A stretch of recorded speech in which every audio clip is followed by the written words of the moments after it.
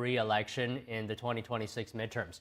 She will retire after her current term ends in January 2027.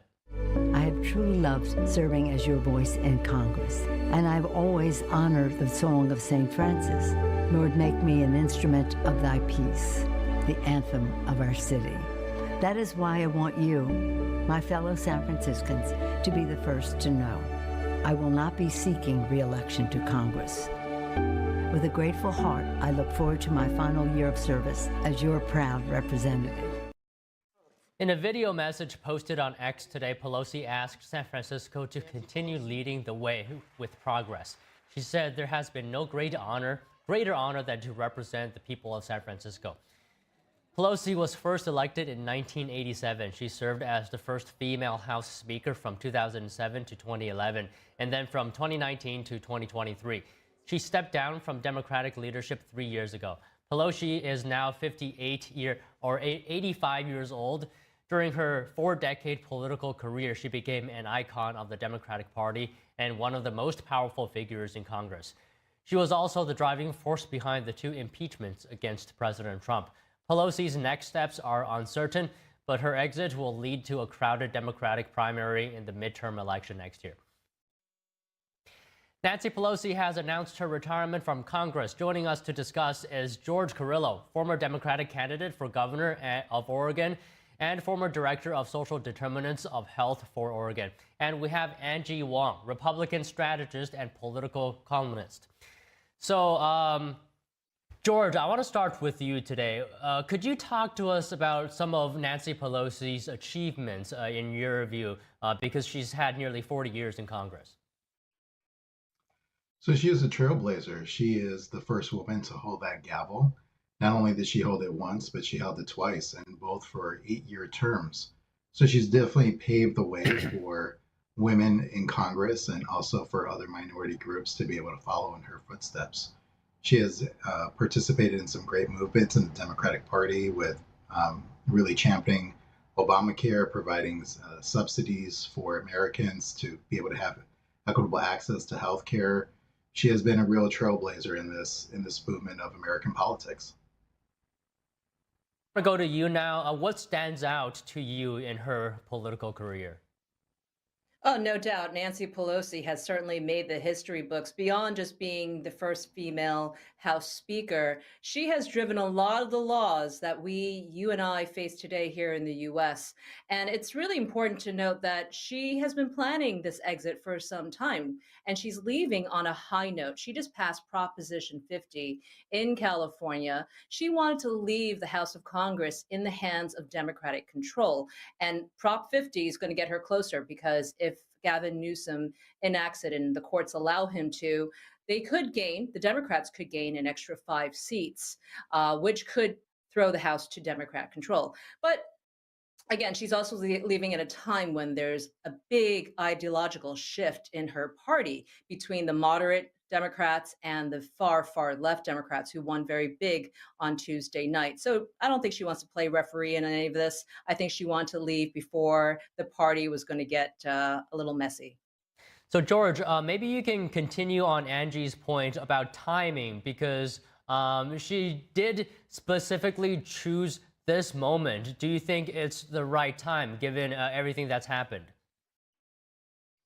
It is the right time. The Democratic Party really needs to find its voice, and it had a major win on Tuesday, and now they have the win behind their back, and they need to continue to move forward. But that needs to happen with new leadership within the Democratic Party.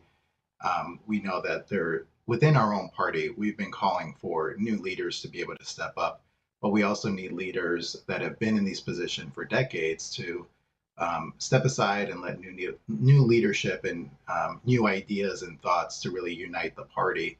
And I believe that right now it's a perfect time, because they're trying to find their voice. I believe the Democratic Party is starting to become more centrist and not so far left-leaning, even though there are some very strong leftist progressive movements like what we saw in New York. But as a country as a whole, I believe we will be very strategic in every single race and how we move forward. And now's the time for Congresswoman Pelosi to be able to step down and let that new leadership take the shape of the Democratic Party.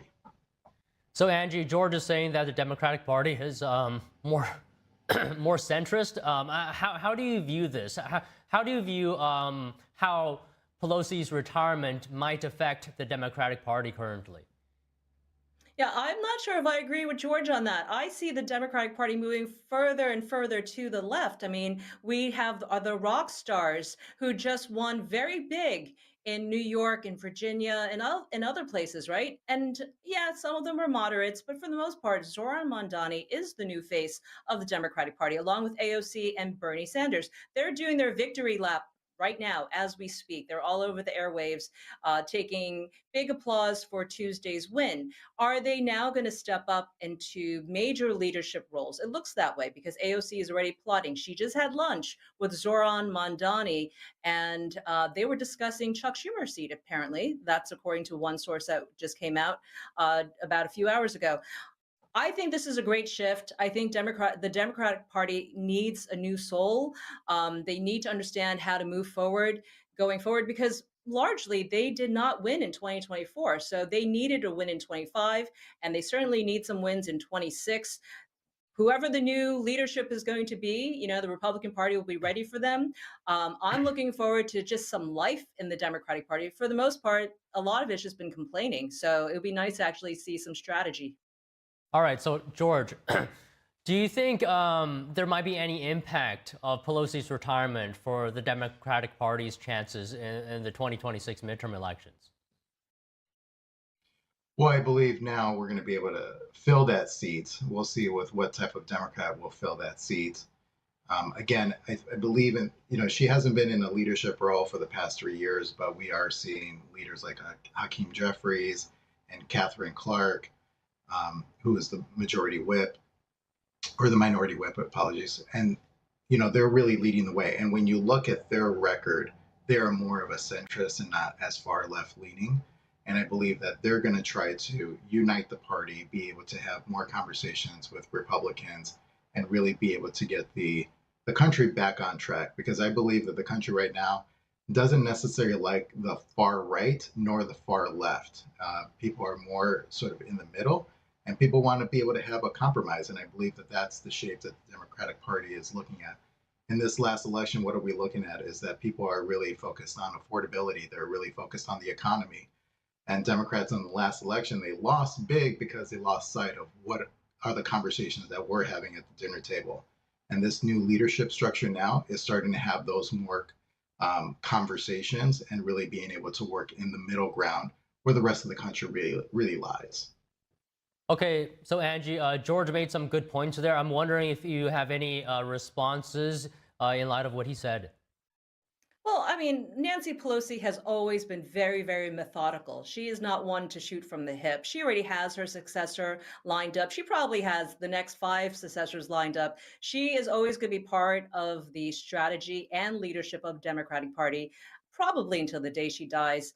I think that she's going to be very instrumental moving forward because, as the video is playing right now, one of her legacies is, well, she hates Trump, and she clearly doesn't mind telling the world that she's going to rip up his State of the Union speech in front of everybody. This is what this fight is about. She's going to be playing from behind the scenes. She's going to be the mover and shaker, but from behind the scenes, because largely she understands that Trump's DOJ is also investigating J6 anomalies and possibly some insider trading stuff. So she doesn't want to be part of any of this stuff.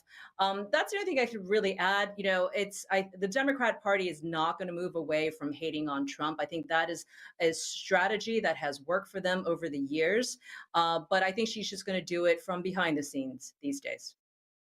So, George, can I get your response to what Angie said about Nancy Pelosi will continue to have political influence even after retirement? What do you think is the level of influence that she'll have?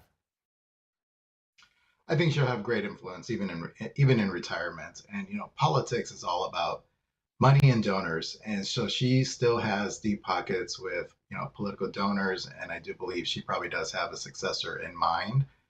And she will use her political influence and bank of donors to be able to push that progressive movement, the democratic movement across the country as she sees fit. But I think that right now the democratic strategy isn't necessarily to hate on Trump. I think Trump's doing that a good job of that on his own. Right now, he's tanking the U.S. economy. Right now, he's weakening the dollar. We're constantly, seeing battles in the court system. We are seeing how he has overreach. And I believe that the American public is seeing that. It's not necessarily some secret sauce that the Democratic Party has created. Trump is doing that on his own. And that's what's fueling this Democratic movement. That's the reason why we saw just a sweep on Tuesday. And so that's where I think that the party is headed. And I think Trump is driving his own demise, and which will lead to a complete upset in the midterm election. I believe that we'll win the House and the Senate in 2026. Okay, Angie, I want to end the conversation with you today.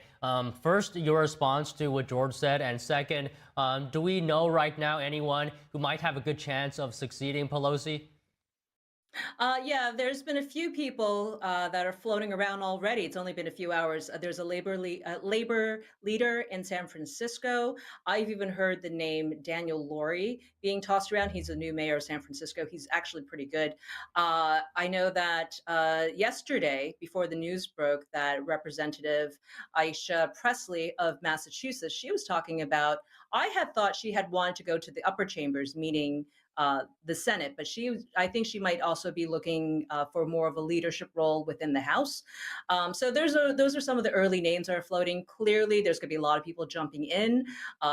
Nancy Pelosi probably already has her favorites, already has her pick, and her daughter as well. They were also touting that her daughter might jump in for this position. So we're going to see. I'm sure names will be floated. She still, remember, Nancy Pelosi still has another year in her term, so there's going to be a lot of things going around. But yeah, all of this, responding to George, pushes us into a redistricting fight.